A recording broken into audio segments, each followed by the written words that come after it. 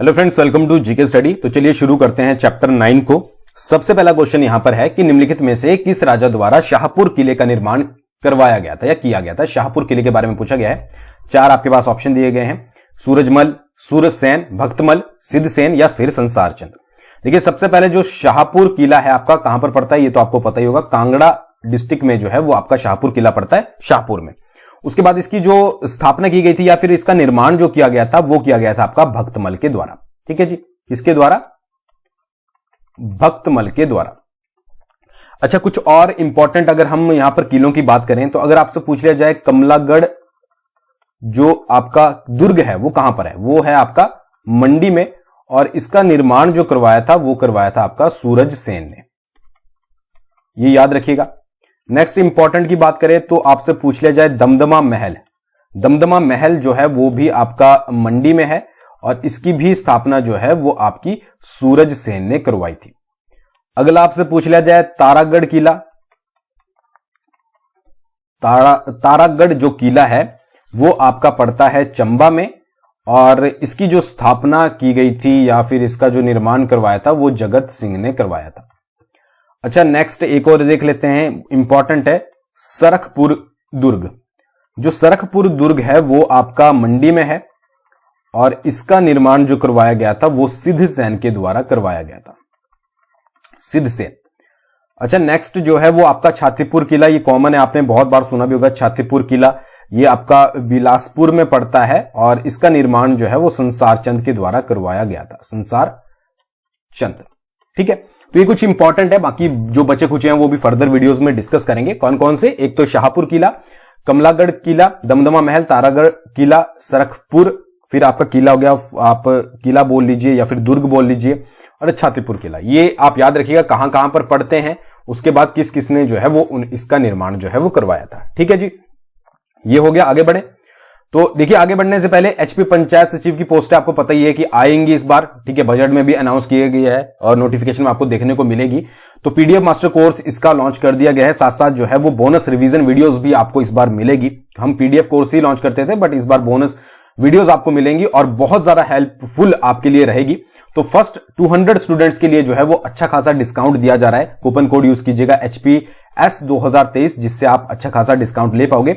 Description में link दिया गया है जीके स्टडी ऐप का, या फिर आप जो फर्स्ट पिन कमेंट होता है उसमें चेकआउट कर लीजिएगा या फिर डायरेक्टली आप प्ले स्टोर से जाकर डाउनलोड कर सकते हैं। स्पेशली कोर्सेज के लिए हमने बनाई है, तो वहां पर जाकर ज्वाइन कर लीजिएगा। अगर आप 200 में आते हो तो आपको डिस्काउंट मिल जाएगा, नहीं तो फिर, और आपका बहुत ज्यादा बेनिफिट होगा इस कोर्स को ज्वाइन करने में। आपको पता ही है प्रीवियस में जिन्होंने ज्वाइन किया होगा, और नहीं तो वहां पूरी डिटेल दी गई है, आप पढ़ लीजिएगा क्या क्या चीजें जो है वो आपको मिलेंगी। ठीक है, हैंडमेड नोट्स भी आपको जो है वो प्रोवाइड करवाए जाएंगे। ठीक है जी, तो देख लीजिएगा एक बार जाकर।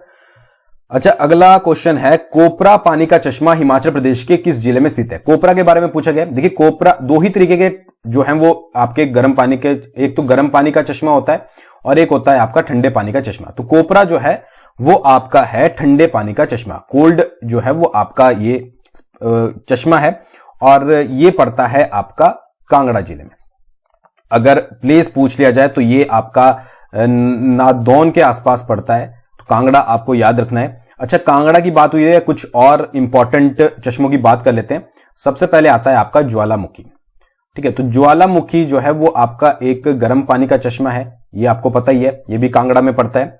उसके बाद नंबर आता है लुनानी का, और ये आपका जो है वो ठंडे पानी का चश्मा है।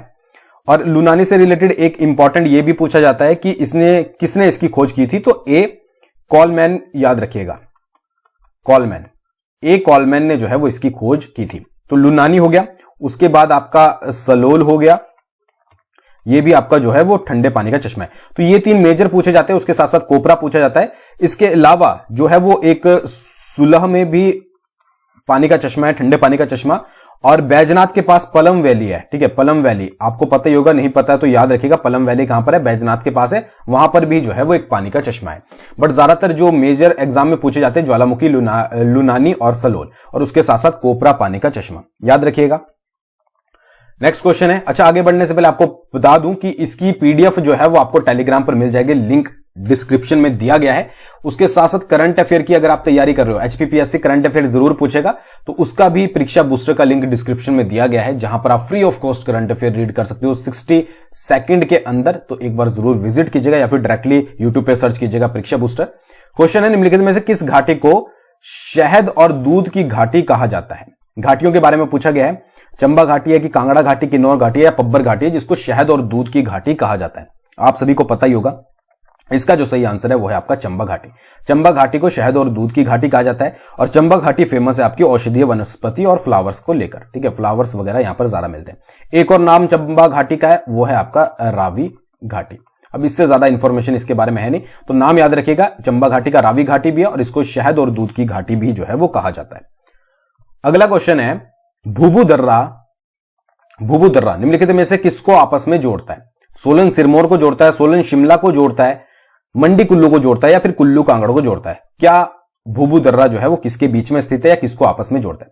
तो इसका जो सही आंसर है वो है आपका मंडी और कुल्लू, ठीक है, मंडी और कुल्लू को आपस में जोड़ता है। वैसे मंडी का जो एरिया जोगिंदर नगर है उसको ये कुल्लू के साथ जोड़ता है, तो ये जोगिंदर नगर आपका ऑप्शन में अगर जोगिंदर नगर आता है तो ये लगाओगे आप, नहीं तो डायरेक्टली मंडी आ सकता है। अच्छा, बात आई है अगर मंडी प्लस कुल्लू की, तो यहां पर और भी दर्रे हैं जो इनको आपस में जोड़ते हैं। एक तो आपको याद रखना है दुलची, ठीक है, दुलची दर्रा, और फिर आपको याद रखना है पजानुंद दर्रा, ठीक है। तो दुलची दर्रा, पजानुंद दर्रा, ये मंडी और कुल्लू को आपस में जोड़ते हैं, और उसके अलावा भूभू दर्रा भी मंडी और कुल्लू को जोड़ता है, बट जोगिंदरनगर और कुल्लू भी आपसे पूछा जा सकता है। तो 3 दर्रे हैं जो कि मंडी प्लस कुल्लू से रिलेटेड हैं, ये आप अच्छे से दिमाग में बिठा लीजिएगा। आगे बढ़ते हैं। अच्छा, अगला है, बिलासपुर का कौन सा राजा अकबर का समकालीन था? ठीक है जी, अकबर का समकालीन का मतलब है कि जिस समय बिलासपुर में इसका शासन था उस समय अकबर का भी जो है वो शासन था दिल्ली वगैरह में। ये चीज याद रखिएगा, समकालीन का मतलब ये होता है। 4 आपके पास ऑप्शन दिए गए और इसका जो सही आंसर है, वैसे ये क्वेश्चन में बहुत बार करवा चुका हूं, ज्ञानचंद। ठीक है जी, ज्ञानचंद जो था वो आपका अकबर का समकालीन था। पहला पॉइंट ये है। सेकंड पॉइंट क्या था कि अकबर का समकालीन था तो इससे इतना प्रभावित ये हो गया था कि इसने जो है वो इस्लाम धर्म को अपना लिया था। इस्लाम धर्म को अपना लिया, फिर भाई शादी वगैरह हुई, बच्चे वगैरह हुए। तो इसके 3 बेटे हुए थे जिनका नाम था बीकचंद, फिर था रामचंद और उसके बाद था भीमचंद। ये तीनों इसके बेटे थे। तो इसमें से बीकचंद ने जो है वो हिंदू धर्म अपना लिया था और जो आपके यहां पर रामचंद और भीमचंद थे इन्होंने जो है वो इस्लाम धर्म अपनाया। ठीक है, ये था। अच्छा, ज्ञानचंद का जो मकबरा है वो है आपका कीरतपुर पंजाब में, कीरतपुर पंजाब में। तो ये चीज याद रखिएगा। ठीक है, कुछ इंपॉर्टेंट पॉइंट, एक तो अकबर का समकालीन था, इस्लाम धर्म अपनाया था, क्योंकि ये क्वेश्चन बहुत बार पूछा गया कि बिलासपुर के कौन से राजा ने इस्लाम धर्म को अपनाया था, तो वो था ज्ञानचंद। और उसके बेटे बीकचंद ने हिंदू धर्म और रामचंद और भीमचंद ने जो है वो इस्लाम धर्म को अपनाया था। ठीक है जी। अच्छा, बीकचंद जो था जिसने हिंदू धर्म अपनाया था, इसका विवाह जो है वो कांगड़ा का राजा था त्रिलोकचंद, उसकी पुत्री से हुआ था। यह भी याद रखिएगा। नेक्स्ट क्वेश्चन की बात करते हैं। नेक्स्ट क्वेश्चन है, निम्नलिखित में से चंबा का कौन सा राजा बालीकरण के नाम से जो है वो जाना जाता था? चंबा का कौन सा राजा था? बालीकरण। अब बालीकरण से आप समझ गए होंगे कि बहुत ज्यादा जो है वो ये राजा दानवीर था, दानवीरता के लिए प्रसिद्ध था। तो इसका जो सही आंसर है वो है बलभद्र। ठीक है, बलभद्र जो है वो आपका बालीकरण कहा जाता था। अच्छा, चंबा में ना इसके जो है वो 42 ताम्र लेख मिले थे, मतलब 42 ताम्र लेख, जिनमें जो है वो इसके भूदान के बारे में बताया गया है। भूदान यानी कि जमीन से रिलेटेड जो भी इसने दान दिए उनके बारे में बताया गया है। बहुत बड़ा दानी जो है वो ये राजा था और इसने जो है वो लक्ष्मी नारायण मंदिर के लिए भी, लक्ष्मी नारायण मंदिर जो बना था आपको पता ही है चंबा में है, तो उसके लिए भी इसने जो है वो जमीन दान में दी थी। अच्छा, इसका बड़ा बेटा जो था वो था जनार्दन। तो जो ये दान करता था उसमें जो है ये टांग अड़ाता था, मतलब कि विरोध करता था उस चीज का कि भाई इतना दान जो है वो देना ठीक नहीं है, क्योंकि ऑब्वियसली बात उसको चिंता थी कि मेरे लिए क्या बचेगा। तो राजा ने क्या कर दिया था, उसे विस्थापित कर दिया था राज्य से, और कहां पर भेज दिया था? बर्शिया गांव में, बर्शिया गांव में। और वहां भी इसने बहुत सारी चीजें जो है वो दान में इसको दी थी। तो ये पूरा प्रोसेस है। वैसे ये इतनी ज्यादा इंफॉर्मेशन आपसे पूछी नहीं जाएगी, सिंपल सा आपसे ये पूछा जाएगा कि चंबा का कौन सा राजा बालीकरण के नाम से जाना जाता। बट ये जो मैंने आपको बताया इससे आप कभी भूलोगे नहीं। तो बलभद्र था, बलभद्र ने लक्ष्मी नारायण के लिए भी दान दी थी और 42 ताम्र लेख मिले थे चंबा में, जिसमें इसके भूदान के बारे में बताया गया था कि भाई अलग अलग जगह पर जमीनें इसने जो है वो दान में दी हुई थी। नेक्स्ट क्वेश्चन की बात करते हैं। नेक्स्ट क्वेश्चन है, चंबा के किस राजा के समय कांगड़ा के राजा ने पटियार के किले पर जो है वो अधिकार कर लिया था। यहां पर पूछा गया कि कौन था चंबा का वो राजा जिसके समय में कांगड़ा के राजा ने, अब इन दोनों का नाम भी आपको पता होना चाहिए, पटियार के किले पर जो है वो अधिकार कर लिया था। अच्छा, चंबा चार आपके पास ऑप्शन दिए गए। वो चंबा का राजा था आपका राज सिंह। ठीक है, राज सिंह के समय में कांगड़ा का कौन सा राजा था? कांगड़ा का राजा था घमंड चंद। घमंड चंद। ठीक है, तो चंबा के राजा राज सिंह के समय में जो है वो कांगड़ा के राजा घमंड चंद ने पटियार के किले पर जो है वो अधिकार कर लिया था। अब इसका सबसे बड़ा रीजन क्या था कि जब राज सिंह गद्दी पर बैठा था तो मात्र उस समय 9 वर्ष का था। ठीक है, 9 वर्ष का था तो क्या ही कर पाता, तो इसलिए कांगड़ा के राजा ने फायदा उठाया घमंड चंद ने कि भाई चलो जितना कवर हो रहा है उतना कवर कर लिया जाए। बट जो यहां पर चंबा की रानी थी वो बिलोंग करती थी आपकी जम्मू से। ठीक है, जम्मू से। तो जम्मू के राजा जिनका नाम था रणजीत देव, रणजीत देव, उसने क्या किया कि अपने बेटे, उसका एक बेटा था ब्रजराज देव, ब्रजराज देव, उसको जो है वो सेना लेकर कांगड़ा की तरफ भेजा और फिर वहां से जो है वो खदेड़ा गया किसको? घमंड चंद को। ठीक है, तो ये पूरा जो है वो किस्सा था, तो ये चीज याद रखिएगा। बाकी क्वेश्चन जो है वो डायरेक्टली यही बनेगा।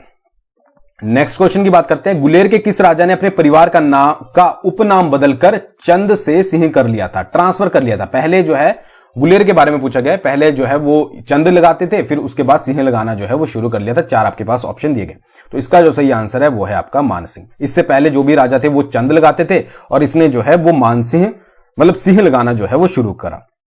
अच्छा, इसने 1641 और 42 में क्या किया था कि एक माऊंकोट और एक आपका तारागढ़, ठीक है, तारागढ़, तो इस पर कब्जा करने में इसने जो है वो मुगलों की सहायता करी थी, मुगलों की सहायता। ठीक है, अगर आपसे पूछ ले जाए कि गुलेर के किस राजा ने मुगलों की सहायता करी थी तो आपको थोड़ा थोड़ा याद आ जाएगा कि मानसिंह ने जो है वो की थी।